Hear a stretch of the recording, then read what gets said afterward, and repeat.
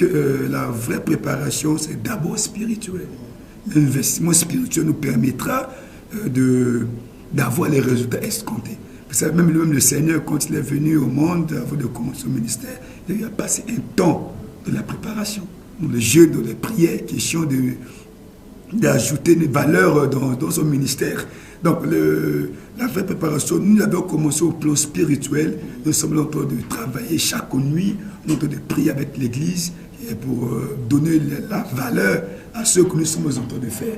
Et aux côtés de cela, il y a également la partie matérielle qu'on doit rassembler pour agrémenter l'événement. Donc tout se passe par rapport à la pensée du Seigneur. On est en train de nous organiser de telle sorte que l'événement se passe bien par rapport à tout ce que nous sommes en train de mettre en place pour cet événement de AMA 2023. Voilà, AMA 2023, ça va se passer où déjà?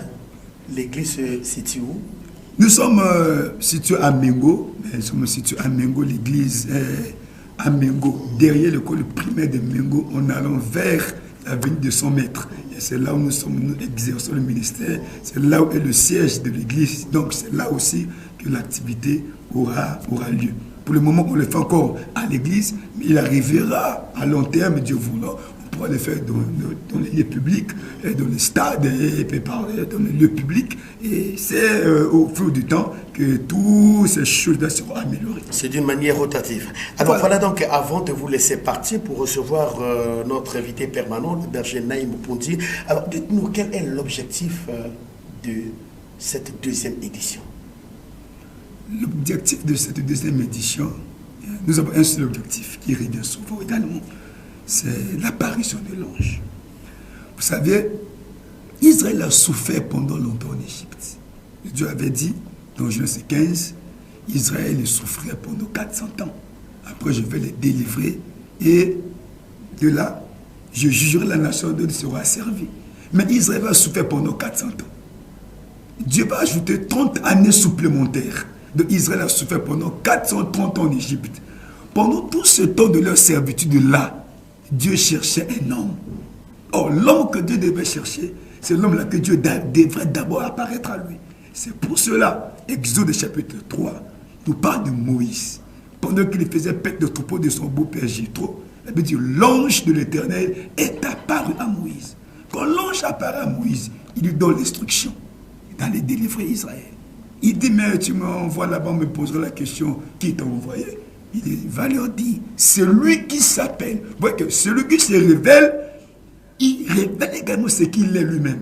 Il dit, si on te pose la question, qui t'a envoyé? Tu leur diras, l'homme qui s'appelle je suis. Celui que j'ai vu sur la montagne est là. Cet ange est là. C'est lui qui m'est apparu. C'est lui qui m'a dit de venir te dire, laisse aller ce peuple. Quand l'ange apparaît, vous voyez que la servitude, Israël a quitté de la servitude. Quand l'ange apparaît, Israël a quitté l'Égypte pour aller vers la terre promise. Donc l'objectif est que l'ange de l'Éternel puisse apparaître au peuple, puisse apparaître à ceux qui sont souffrants, à ceux qui ont des situations, à ceux qui ont des problèmes. Nous sommes dans un monde à problèmes. Il est la bonne loi que l'ange continue à faire son apparition pour que le peuple soit guéri, pour que le peuple soit sauvé, pour que le peuple soit dans la bénédiction telle que Dieu avait prévue à Abraham. Merci beaucoup. Est-ce que vous avez un dernier message aux téléspectateurs de Boukil-Boali? Je ne sais pas. Il y a même beaucoup de villages là-bas. Ça me plaît de dire les noms de ces villages-là, mais vous en savez plus que moi. Alors, un message en endroit de téléspectateurs du monde entier, de Pointe-Noire, de Kamka, de Boukil-Boali et d'autres. En tout cas, merci. Vous avez une minute. Je lance l'appel à la population de Pointe-Noire, et vos contacts téléphoniques de Luango, de Kouilou, voilà. Ceux qui nous entourent, Boutoto, Boukili-Boali, voilà. Ce sont des noms que j'aime entendre. Liambou, oui. Liabou, tous ces villages-là qui nous entourent, là, ils ont un appel, nous leur lançons un vibrant appel, que cette affaire le concerne.